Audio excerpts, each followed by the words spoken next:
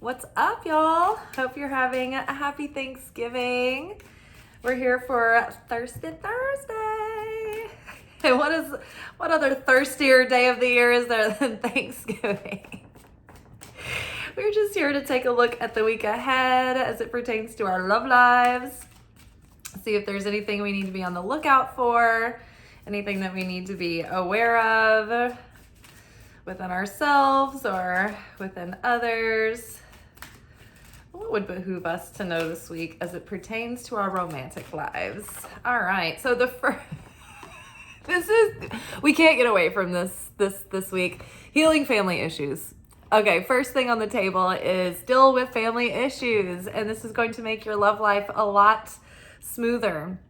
It's like by doing this work, the heavy lifting now, you're gonna set yourself up for success later. Your love life benefits as you forgive your parents. And what better time, right? Probably people are traveling home and you might even be in your childhood bedroom right now.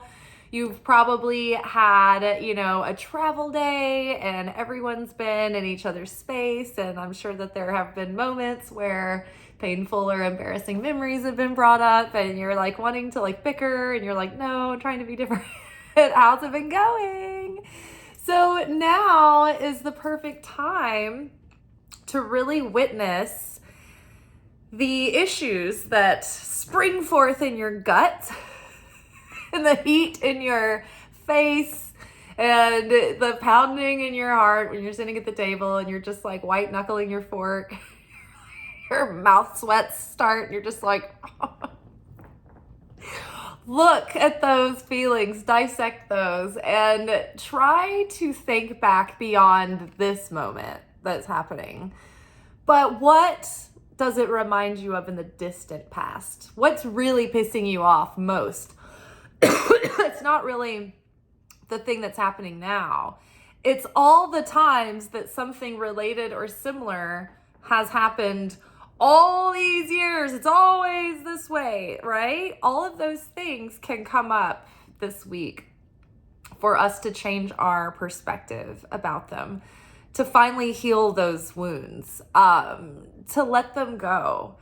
No one gets out of childhood without parent wounds, and no one parents a child without making mistakes. It's just part of it. It's even part of God's plan for us. As annoying as that is to hear, it doesn't justify anyone's actions. We all still have to pay the credit card interest on the things that we've contributed in our lives as far as mistakes that we make, right? Even though some of them are destined to happen and we choose these interactions before we come to earth because they're the parts that are going to reveal the aspects of our soul that are ready for ascension, essentially, and to overcome the ego's grip of control on those parts of our soul. And so, pain and bitterness and anger and blame, those are all very justifiable and good feeling, self-righteous emotions that are very toxic, and they don't damage the other, right? You're angry that you feel victimized by the other, but your feelings of bitterness don't really hurt them. They hurt you, and they hold us back. And they keep us cycling through the same painful relationship dynamics, not just with our parents, but with other people in our lives, right? And with the other aspects of our lives, not just person-to-person relationships, but our relationships to our career, right? And our ability to earn and receive, and our ability to be effective in the world and decisive and self-confident and all of those things. So, right now it would be a great time to witness, okay, my parents were a lot less evolved when they made those mistakes and when they said the things or did the things to each other that they did. And so, even as a society, we've come along leaps and bounds in the last 5 years, 10 years, 15 years. So, just forgiving the debt of the personal infliction and then unpacking the fact that none of that was a personal reflection on us, right? That was just where our parents were at. And so if we can at least take taking it personally out of it, that takes a lot of the sting out. And realizing that our parents were just younger and they didn't know any better. And they, as infuriating as it is to hear this, they were doing the best that they could at the time. And we're all only ever really doing the best that we can. I mean, sometimes we're not. Sometimes we can admit that we're not doing the best that we can. But overall, I think that we do what we can, you know? And so just letting go of the anger and the bitterness and the blame and just deciding, okay, let's cut the cords from the past. I'm not going to bury this. I'm not going to ignore it. I am going to unpack it, and I'm going to unpack how that affected my personality and my presumptions and my perspective of life. And now I can just choose going forward how I choose to perceive and, you know, make choices to start practicing new behaviors and new thoughts and new feelings about things.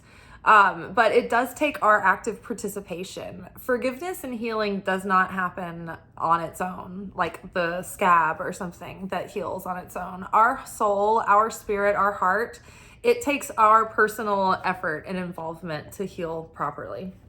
So starting with our family issues, that is really going to have the greatest effect in improving our romantic relationships as well.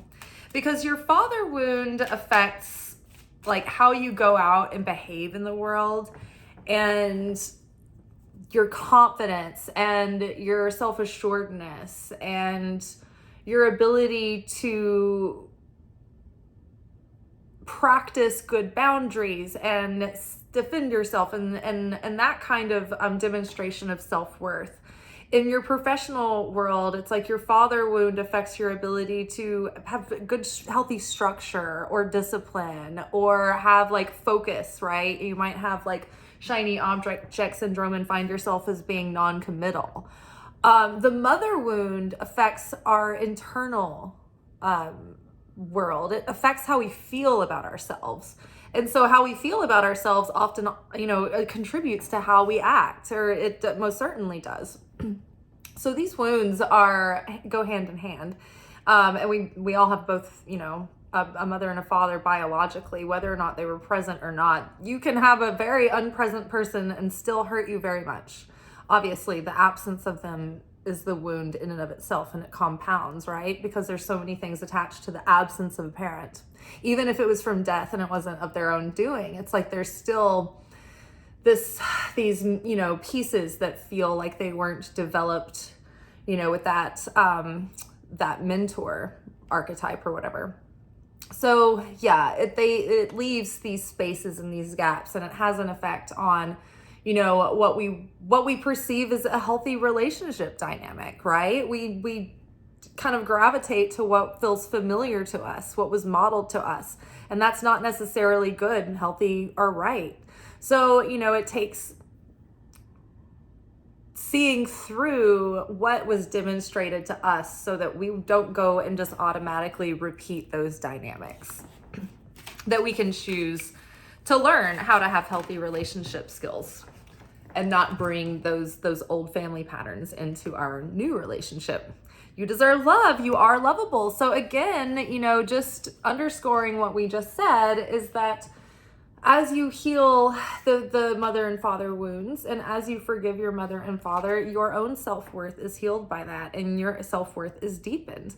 And then it's like you can perceive what are healthier things that you should expect for yourself, right? If you've never witnessed what it's like to have a healthy partner because your father or your mother wasn't, you know, a good example of that, then you may not know that you're being mistreated or not treated as well as you could be. You know, it's like, so again, you know, it takes work, it takes attention and intention with this kind of healing. So it's like it doesn't just end with forgiving your parents and letting go of the heavy baggage and the bitterness or the grudge. You know, that's a terrible toxin that builds in your personality and in your heart. You know, it kind of shuts you down over time. But I lost my train of thought. It was like in the next breath I was going to say it.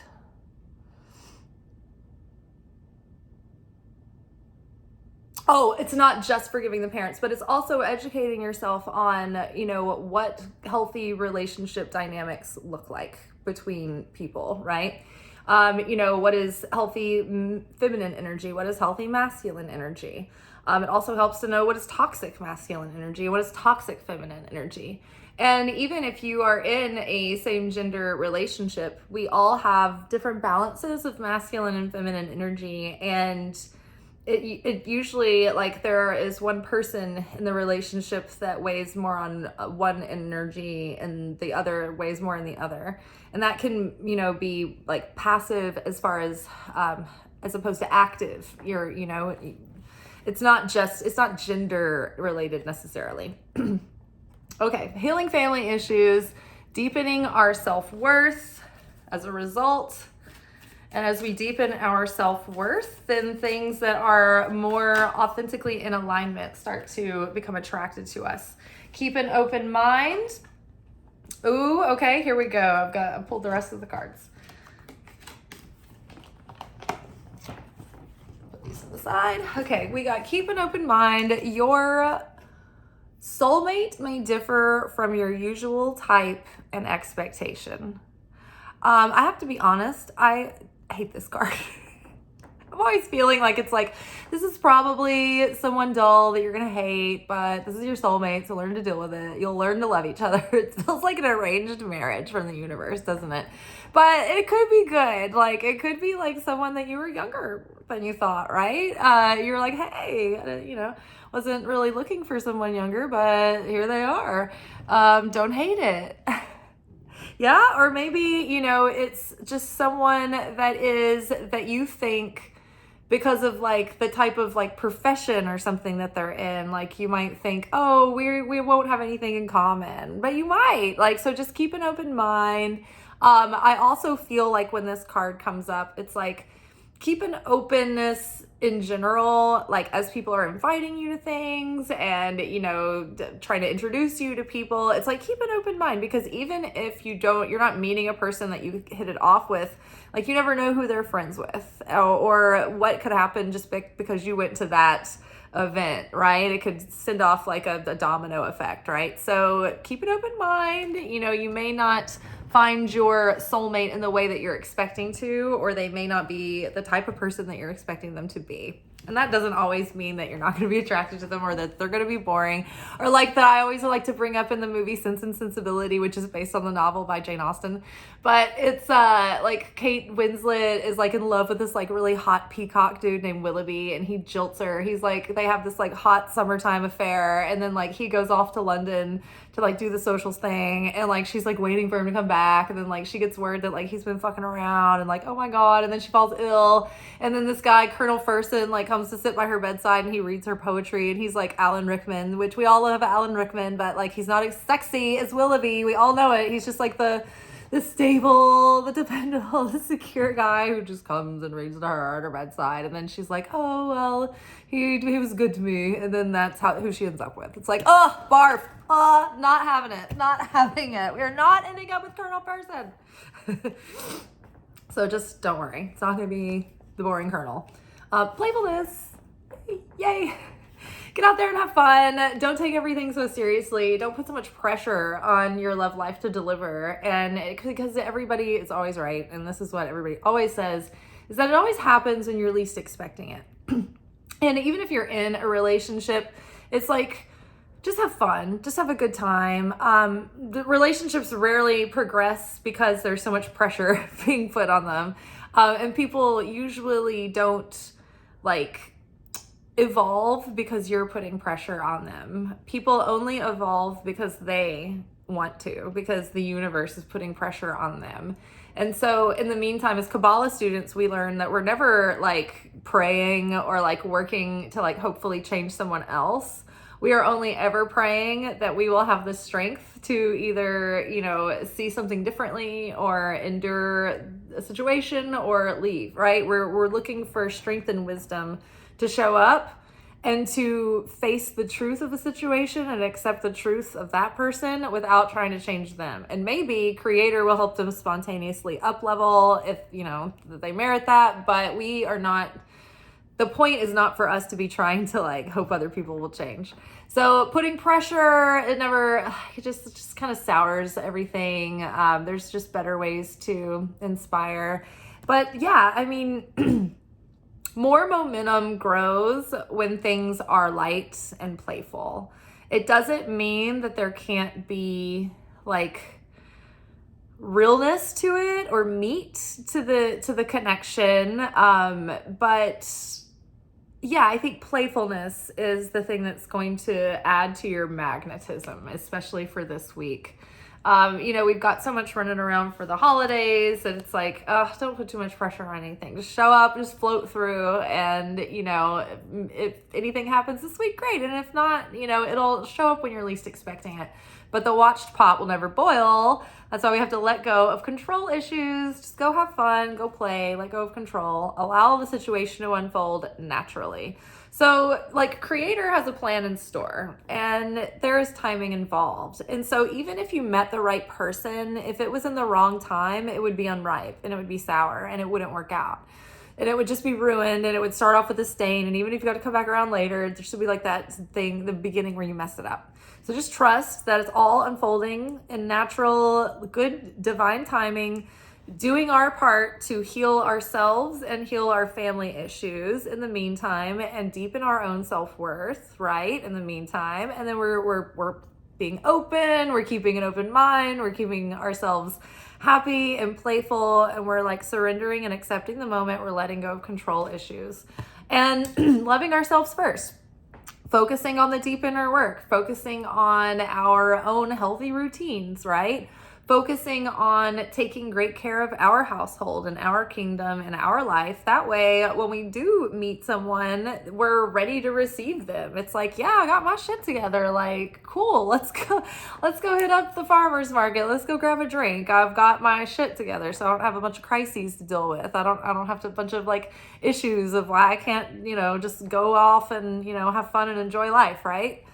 Awesome. You want to be emotionally available and literally available. So get that all taken care of and squared away, starting with your family shit,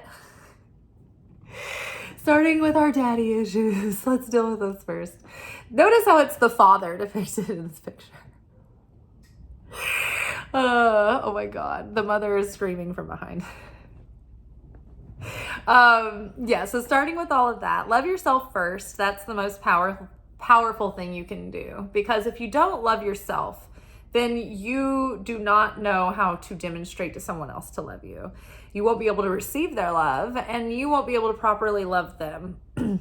You also, if you don't love yourself, you will not be vibrationally resonating with good people that you're attracting. So if you're not in self-love, you're going to be still attracting people, but they're going to be the kind of people that give you the runaround, that are non-committal, that like treat you like low-level shit that maybe you don't notice for too long. Those are the most dangerous. The obvious pieces of shit that are like abusive and they're toxic and they have terrible habits and they treat you badly, like those obvious people, great. Easy to pinpoint, go away. But like, it's those ones that are like subtly, like you almost don't notice, like they're stuff, and it adds up over time. It's like they're just sort of lukewarm, and they can waste your time more than anyone else, because you're like, I don't know, maybe is it like a thing? Those are the things that turn into those like never-ending situationships, right? So you want to really love yourself first so that you're attracting, someone who's in the vibration that loves themselves and that can recognize, someone else and be in that vibration with someone who loves themselves, right? If you love yourself and you attract someone who doesn't love themselves, like they'll want to be with you for a minute because it's going to be so like intoxicating for them, but they won't be able to stay with you because they won't feel good enough. And they'll start telling you that. They'll be like, I don't know why you're with me. And you're like, I'm not good enough for you. And then you'll think like, oh no, you are. I want you to believe that you are. But like, just get out now. It's not going to work. And if you try to convince them that they are good enough, it's only going to cause what in Kabbalah we call bread of shame, which is light that you're giving someone that they didn't earn. And so if someone is not stepping up their game to feel that they deserve you, and they're sitting there going like, oh, I don't deserve you, then like red flag central. Get out while you can. They're going to waste your time. Okay. Let's clarify. Psychic Tarot of the Heart is what this deck is called. It's by John Holland. This is a tarot deck that's specifically designed to speak to relationship issues. Clarity of belief. So to clarify the healing family issues, we've got Ace of Swords. So not only is that a big confirmation that like, yeah, this is the big issue to work on right now. Like Ace of Swords is like the big yes. Like whenever you're asking a question and you like pull out Ace of Swords, it's like, yep, that's right. That's totally right. But also, the more we heal family issues, the more we'll gain clarity on like what we expect for ourselves, what we want for ourselves, where we've been going wrong, like why things have gone off sideways. Like we're going to have more clarity and insight about that, but we're also going to have like, amazing clarity going forward and determination. And it's the kind of like knowing that like once you know it, you can't unknow it. Once you have known and you know the truth will set you free kind of thing. So it's like once you see clearly where certain patterns are coming from and you're healing these family issues and you're forgiving your parents, and then you're like, oh, I don't really want to repeat these cycles again, they'll be so much more obvious when they're coming up, and you can be like, oh, I don't even have a stomach for that again. Sorry. All right, let's get some more clarity on You Deserve Love. Heal. So the Star card. So that's really great. We're healing our self-love issues. We're healing our self-worth. The Star is a major arcana card. So this isn't just like little ways that we're starting to get over stuff. This is like major insight, major revelation, major healing, from the deep past that's going to have like sustaining results. Like they're going to remain with us. This is self-worth that is going to open up so like a different, like a next level for us within our goals, for our relationships, but also in our purpose and in our dreams as well. So very exciting. This is not just about healing, but it's about like big dreams coming true and like things that have been long-term goals finally coming to fulfillment, to fruition. All right, keep an open mind. What do we need to know about keep an open mind? Giving and receiving. So what is this? Pentacles, I believe, 6 of Pentacles. So equal exchange. So keeping an open mind and then share the love. So 3 of Cups and 6 of Pentacles. So maybe during going out with friends or even during the holidays, you might unexpectedly meet someone or think about someone or connect in some way. 3 of Cups does have to do with celebrating and holidays and getting together with friends. But maybe you meet someone through friends that is not, maybe you don't usually like people to like set you up and you're like, people are always doing this. I don't like it. Maybe keep an open mind because somebody might present like a love interest to you, like, hey, what about this person over here? And it might be really good because it might be actually someone who's going to be your equal, and there's going to be a reciprocity and an equal give and take, and it's something that maybe you're not used to.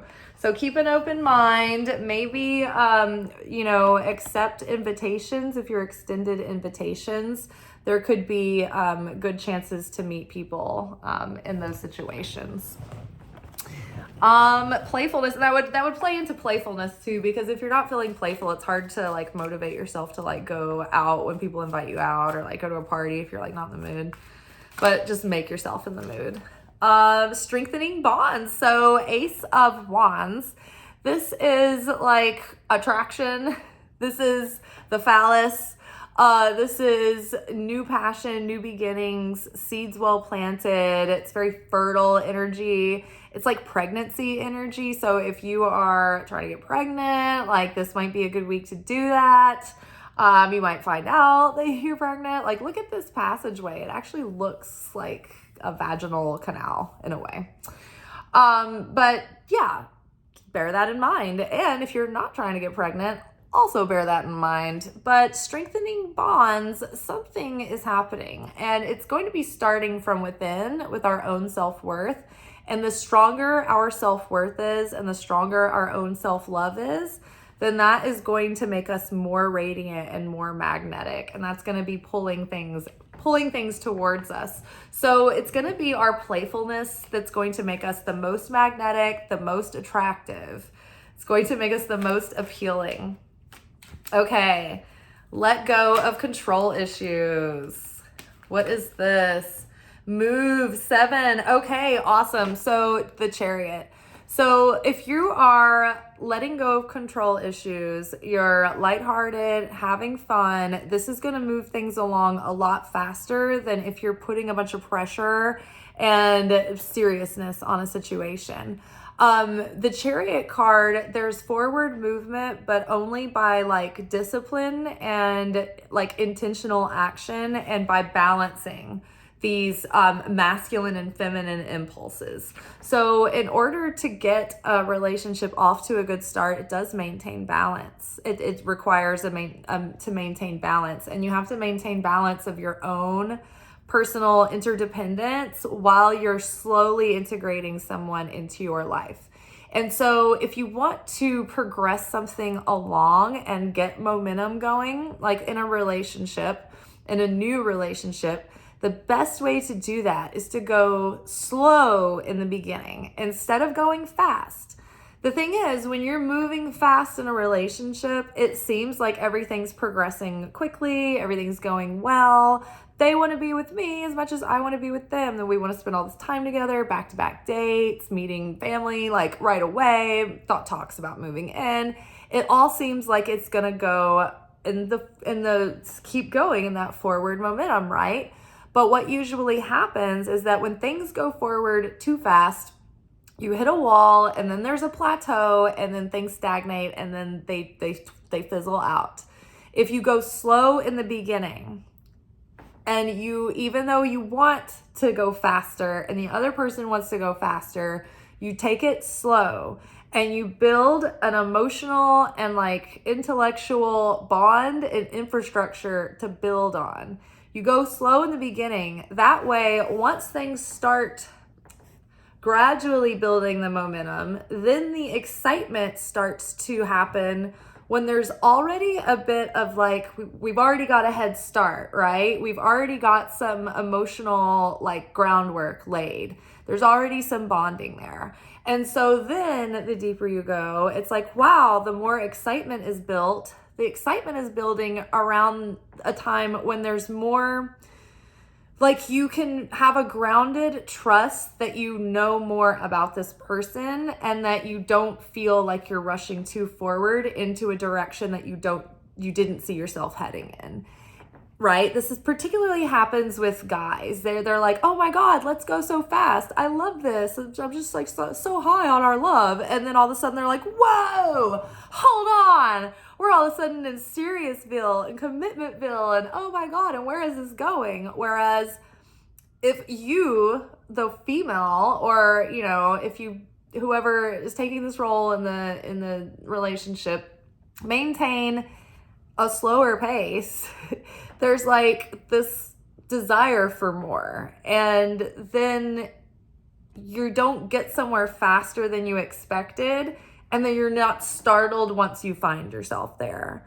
So like the momentum is still building during the excitement and the fun, and there's not like that sudden, like the panic doesn't happen. So then you're up here at the top of the hill when the momentum is building, and then it's like, oh, then the relationship can actually maybe progress to a more serious or have potential to go further, because there's not that weird like, oh, well, we've gone through all the phases, we've rushed through all the phases, and now there's nothing to look forward to now that we've plateaued. So you're like, oh, well, now that we've plateaued, it's like, well, now the whole rest of our lives are here. It's just sort of like that now, right? So let it go slow in the beginning, and slow in the beginning equals fast. Fast but lasting fast that actually has like value attached to it, rather than let's go fast in the beginning, come to a halting, screeching halt, and then plateau and then stagnate. Okay, so Chariot, let go of control issues. So in the beginning, let go of control issues. Take it slow, right? You're not trying to push to a goal. You're just enjoying the ride. Look out the window, enjoy the view. Get to know one another, because you're not knowing the real person anyway, unless you've spent a good 6 or 8 months together. You need to go through life's different various cycles and ups and downs and see someone in different scenarios over a course of time. You need to see the patterns and how they consistently behave over like a large sample, right? You don't want to just base all of your knowledge and throw all your chips in with someone who you've just met on probably their best behavior, or at least their beginning of their relationship version of themselves. Okay, love yourself first. What do we need to know that will help us? Love ourselves first. Balance. So this is the Justice card. So this is really about bringing into balance the give and take. This is about bringing into balance those masculine and feminine aspects within the self. And so this is our ability to emote and understand our feelings and understand our needs and understand, what gives us a sense of security and intimacy. And then our ability to demonstrate that and express that, right? It's about giving and receiving in equal balance, but also knowing the role that you want to be in a relationship, and then finding the balance within yourself to give yourself a good solid, foundation there. For example, I am a feminine identifying female, and I want a man who's in his healthy masculine energy. But that man doesn't have to be macho. I like guys with a feminine edge who like style, who like fashion, who like a little bit of an edge, they're a little bit of pomp and circumstance, a little bit of a peacock. I like that, right? So I don't need Randy Macho Savage or whatever. But I want a man who's knows what he wants, right? Can be decisive, take action, can take the lead, can take the initiative. I don't want to be pushing the whole relationship, right? So if I want a man in his masculine dynamic, I need to understand what it is to be in a healthy feminine dynamic that would inspire the chemistry in the right way. If I am a feminine with control issues and I try to push for a response, hey, let's go here, I'm going to try to make you do all these plans, and I'm taking the initiative and I'm pushing and I'm always making that, it's you start to feel why aren't you ever taking the initiative? If you're asking those questions, it means you're too much in your masculine energy and you need to be in your feminine energy. And that's a whole nother, million videos to talk about that. There's plenty on the internet, but right. So if you want to be the assertive one in your relationship and you want a passive, then, consider that. Consider what you need to balance within, or, tweak or consider. Let's see. I feel like I want to read this card. I think also to expect a nice balance of give and take, like the Six of Pentacles was talking about. So it's not one-sided. It's not one person making all the effort and taking all the initiative. It's having something that's really in balance, where each individual maintains their identity and they bring their self, the whole self, complete. Obviously we're all works in progress, but this person knows who they are and they are comfortable and okay being on their own. And you are an enhancement to their life and they are an enhancement to your life, right? But you're both two whole individuals who come together and then enhance one another's lives because of it. Keywords: renew, acknowledge, compromise, equality, harmony, and healing. Balance is important in all aspects of life, but it is especially important in relationships, both with others and with yourself. This card suggests that you examine your relationships to see if they are truly in balance.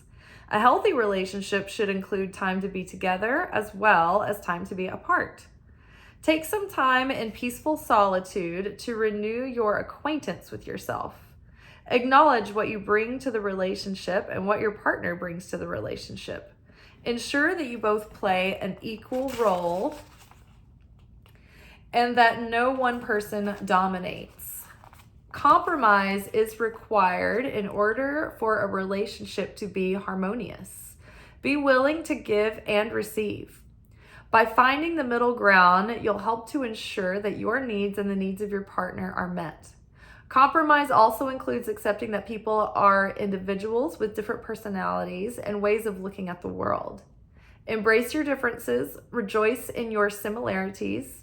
If you find yourself at odds, be willing to work through issues honestly and with love, confident that your differences can be resolved.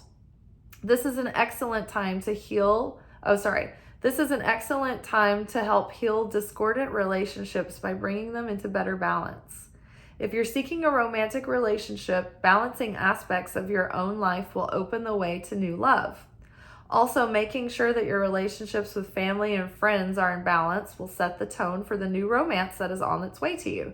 So also making sure that your relationships with family and friends are in balance will set the tone for the relationship that is on its way to you.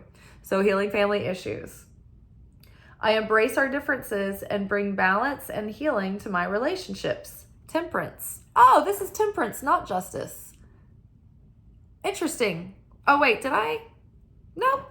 Temperance. Okay, so this is a tricky deck because they're not the usual, and then some of the other numbers in the arcana are switched around. But so temperance, everything that we talked about is true still. But yeah, integrating slowly, loving yourself first, integrating all of the growth and the things that we're learning about relationships and as we show up in them, integrating that within ourselves before we integrate ourselves with another person. Like for instance, if you are going from a relationship to relationship to relationship to relationship and you don't have time in between to find yourself and grow and establish that independence, then you need to find your own solid interdependence before you start integrating with someone else. Love yourself first. All right, you guys, good luck this week. I hope that everyone has a very romantic and love-filled week ahead. And at the very least, I hope that you get to the bottom of some of these family issues and you heal some of your parent wounds. I can't talk, and yeah, I was gonna get tongue-tied, so I just stopped and paused. And then went into outer space. All right, you guys, I'm going to sign off here. I hope you have a good rest of your evening, day, whenever you're watching this, and I'll see you soon. Ciao.